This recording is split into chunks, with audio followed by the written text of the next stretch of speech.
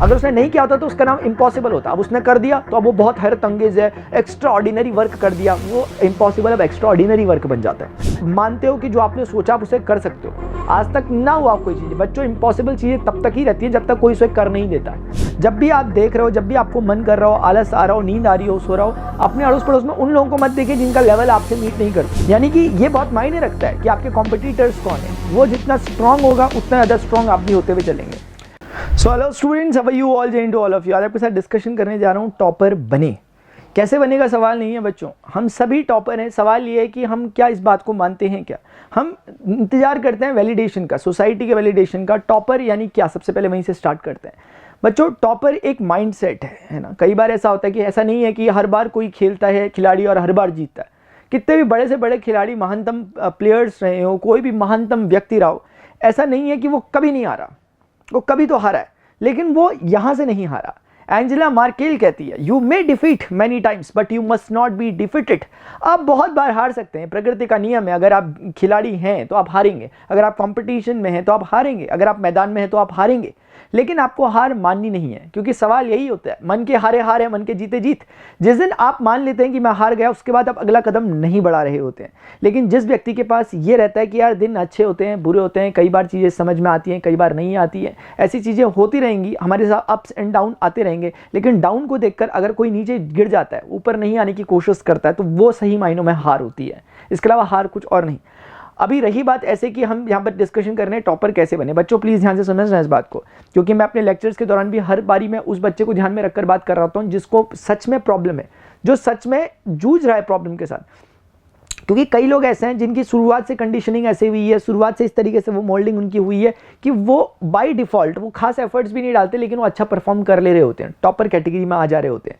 लेकिन कई ऐसे बच्चे हैं जो कि देखते हैं यार मैं बहुत एफर्ट डाला हूँ, उसके बावजूद भी क्यों नहीं हो पा रहा, क्यों मैं टॉपर को बीट नहीं कर पा रहा, क्यों मैं उस रैंक पे नहीं आ पा रहा, रिक्वायर्ड पोजीशन पे नहीं आ पा रहा जहाँ मैं चाहता हूँ। तो सबसे पहले ये बात ध्यान रखिए, कंपटीशन हमेशा करें तो सिर्फ और एक व्यक्ति के साथ, वो है आप खुद। अपने साथ कंपटीशन करें। ये कंपटीशन करें कि आपने जो लास्ट टाइम परफॉर्म किया था, क्या आप उससे बेहतर आज हैं, क्या जो बीता हुआ कल था उससे आज आप में कुछ इंप्रूवमेंट है क्या। उसके बावजूद भी अगर आप नहीं कुछ अच्छा दिख पा रहा है कि टॉपर जैसी चीज नहीं आ पा रही है, तो ये शुक्र मनाने वाली बात है कि आप अच्छे लोगों के बीच में, क्योंकि जिस तरह से आप बेटरमेंट की ओर जा रहे हैं, इसके मतलब आपके कॉम्पिटिटर भी बेटरमेंट की ओर जा रहे हैं।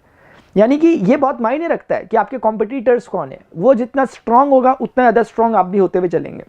टॉपर बनने के लिए कुछ बेसिक बातें देखो। जब मैं कह रहा हूँ टॉपर बनना है तो अच्छा नहीं लग रहा, थोड़ा चीप लग रहा है कि टॉपर क्या है यार सर, टॉपर क्या होता है। टॉपर नहीं, मैं माइंडसेट की बात कर रहा हूँ, टॉपर माइंडसेट की बात, कि वो कैसे अचीव करेंगे हम।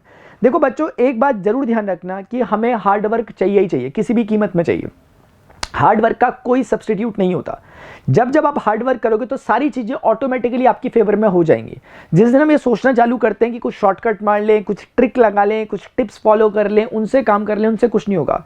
वो इसमें सिर्फ सहयोग आपको दे सकते हैं, लेकिन वो इसमें आपको जीत नहीं दिलाएंगे। जीत सिर्फ आपका हार्ड वर्क दिलाएगा। आपका जो कॉम्पिटिटर हो सकता है वो 18 घंटे पढ़ रहा हो, आप 19 घंटे पढ़ लो, आप उससे 18 घंटे 1 मिनट ज़्यादा पढ़ो, ये आप अपने पास रखो। जब भी आप देख रहे हो, जब भी आपको मन कर रहा हो, आलस आ रहा हो, नींद आ रही हो, सो रहा हो, अपने अड़ोस पड़ोस में उन लोगों को मत देखिए जिनका लेवल आपसे मीट नहीं करता। उनको देखें जो आपके कॉम्पिटिटर्स हैं। जरूरी नहीं है वो कॉम्पिटिटर आपकी क्लास में हो, वो कॉम्पिटिटर ग्लोबल लेवल का हो सकता है। एलोन मस्क को अपना कॉम्पिटिटर मान रहे हो सकते हो, कुछ भी हो सकता है। तो ये आप पर डिपेंड करता है, क्योंकि ये जो चीज़ है ना बहुत स्ट्रांग अगर जिसकी है, बस वही जीतेगा गेम को, क्योंकि बाकी और कुछ मैटर करता भी नहीं है। तो इसीलिए ध्यान रखो, सबसे पहले हार्डवर्क हमें जरूर चाहिए। उसके सेकंड नंबर पे हमें चाहिए परसिवरेंस। परसिवरेंस का मतलब बच्चों एक तरह की दृढ़ता में चाहिए। यानी हमने जो चीज़ सोच ली, हमें उसके पीछे पड़ जाना है कैसे भी हालत में। आपको बहुत से ऐसे लोग मिलेंगे, ऐसा नहीं होता, ये नहीं हो सकता। आप बोलोगे मैं मैथ्स में 100 लाऊंगा, मैं फिजिक्स में, केमिस्ट्री में, सब में मैं 100 मार्क्स लाने वाला हूँ अपने। बहुत सारे लोग आपको बोलेंगे ऐसा नहीं होता, ऐसा नहीं हो सकता, तुम्हारे प्रीवियस में कभी नहीं आए तो कभी नहीं हो सकता। वहाँ पे आपको परसिवरेंस काम करेगा, वहाँ पे आपकी दृढ़ता काम करेगी। कितना ज़्यादा आप दृढ़ है अपने लक्ष्य के प्रति, कितना ज़्यादा आप मानते हो कि जो आपने सोचा आप उसे कर सकते हो। आज तक ना हुआ कोई चीज़ बच्चों, इम्पॉसिबल चीज़ें तब तक ही रहती है जब तक कोई उसे कर नहीं देता। करने के बाद इम्पॉसिबल चीजें भी पॉसिबल हो जाती है। क्यों हमें कभी देखने के बाद लगता है अरे यार हैरत अंगेज कारनामा कर दिया। कैसे कर दिया हैरत अंगेज? इसलिए क्योंकि हम बोल रहे होते हैं कि यार वो तो इम्पॉसिबल कारनामा है, अगर उसने नहीं किया होता तो उसका नाम इम्पॉसिबल होता। अब उसने कर दिया तो अब वो बहुत हैरत अंगेज है, एक्स्ट्रा ऑर्डिनरी वर्क कर दिया, वो इम्पॉसिबल अब एक्स्ट्रा ऑर्डिनरी वर्क बन जाता है। तो इस बात को समझना है, इसलिए हार्डवर्क जरूरी है, परसिवेंस जरूरी है आपको। और स्मार्ट वर्क की जब हम बात कर रहे होते हैं, स्मार्ट वर्क कैसा बच्चों? स्मार्ट वर्क कोई ऐसा नहीं कि कुछ कनिंग तरीके के स्मार्ट वर्क्स नहीं। स्मार्ट वर्क क्या होते हैं कि जब आप हार्ड वर्क और परसिवरेंस रखते हो ना, जब आप किसी खिलाड़ी होते हो ना किसी चीज़ के, तो ऑटोमेटिकली कुछ चीज़ें आप में डेवलप होना चालू हो जाती है। कोई भी आपकी नज़र में कोई भी हो जो जिस फील्ड के एक्सपर्ट्स हों, कोई ड्राइवर होते हैं, गाड़ी ड्राइव कर रहे होते हैं, वो ड्राइविंग के अगर एक्सपर्ट है तो वो ना चाहते हुए उनको 2-5 चीज़ें ऐसी समझ में आती है जो एक ऑर्डिनरी इंसान नहीं कर सकता। ऐसी हर उसमें कोई गिटारिस्ट है, कोई गिटार बजाते हैं, उनमें वो एक हार्ड वर्क से अपने जो डेवलप किया, अपना जो उन्होंने प्ले करने का डेवलप किया, अब उसके बाद कुछ ऐसी चीज़ें हैं जो स्मार्ट बनाती है उनके काम को। तो स्मार्टनेस एक लास्ट की फिनिशिंग होती है। कई लोग शुरुआत करते हैं स्मार्टनेस से, वो गलत है। स्मार्टनेस आपकी जो हार्ड वर्क रहता है उसकी सरकमफरेंस होती है हमेशा स्मार्ट वर्क, सेंटर हमेशा बच्चों हार्ड वर्क होना चाहिए। इस तरह का एटीट्यूड अगर हम रखेंगे, कुल मिला के बातें ज़्यादा बोलने को नहीं है, सिर्फ ये रखें अपने को पहले से बेटर रखें, हमेशा एक बेटरमेंट अपने आप में होते रहना चाहिए। दूसरा, कंसिस्टेंट हार्डवर्क हमें चाहिए चाहिए। तीसरा, परसिवरेंस बच्चों हमारे पास होनी चाहिए। इसके अलावा चौथा कुछ आपको नहीं चाहिए, वो सब कुछ इसके परिणाम होंगे, इसके कंसिक्वेंस होंगे।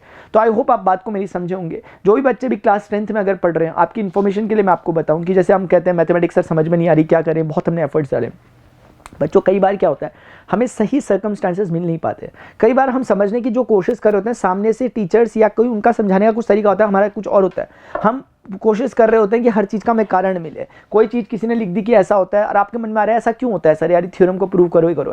ऐसे बच्चे जो होते हैं, तो बच्चों इसमें आपकी गलती नहीं है, आपको प्रॉपर सर्कमस्टेंस नहीं मिले। इसीलिए मैं अपनी टीचिंग के दौरान इन बातों का ध्यान रखता हूँ कि हर एक चीज़ों को थोड़ा क्लियर करता हुआ चलूँ, क्योंकि हमने पिछले हमारी 9th 8th के जो बेसिक्स होंगे वो भी क्लियर होने चाहिए। इन्हीं बातों का मैं ध्यान रखता हूँ। सर 9:15 बजे मेरी रेगुलर क्लास चल रही है, उन क्लासेस को आप जरूर ज्वाइन किया करो। मैथमेटिक्स की रीस्टार्ट विद मोशन में सभी टीचर्स अपनी अपनी क्लास ले रहे हैं। मैं मैथमेटिक्स की क्लास की बात कर रहा हूँ आपसे। अभी भी जो हमारे पास बचा हुआ टाइम 1-1.5 महीने का टाइम है, इसमें हम बहुत कुछ कर सकते हैं। एक बार आप क्लास को ज्वाइन करके देखो, लाइव क्लास चल रही होती है। अब ये वीडियो पता नहीं कब आप तक पहुंचेगा, लेकिन कल संडे है और उस संडे को मैं 12 घंटे की एक मैराथन लेने वाला हूं, जिसमें मैं स्क्रैच से लेके एंड तक चैप्टर्स को विद मोस्ट इंपॉर्टेंट क्वेश्चंस जो आपके बोर्ड एग्जामिनेशन में आने वाले हैं लेने वाला हूं। तो होप आपको ये वीडियो तब तक मिल जाए और आप इस वीडियो को देख करके एटलीस्ट उस वीडियो को एक बार देखो। अगर आप फर्स्ट टाइम मुझे देख रहे हो तो बहुत ज़बरदस्त चीज़ है। जो बच्चे पहले से ज्वाइन जुड़े हुए उन बच्चों के लिए भी इन्फॉर्मेशन है कि बच्चों जो हमारी संडे को क्लास होने वाली है, इस क्लास को जरूर ज्वाइन करें। 28 29 आई एम सॉरी, मुझे याद नहीं आ रहा कि कौन सी डेट होने वाली है कल, तो उस समय आप उसे ज्वाइन करें। मैं डिस्क्रिप्शन में लिंक दे दूंगा कमेंट सेक्शन में। अभी के लिए इतना ही, मिलते हैं नेक्स्ट सेशन में। Till then goodbye, see you, take care, Jai Hind, bye.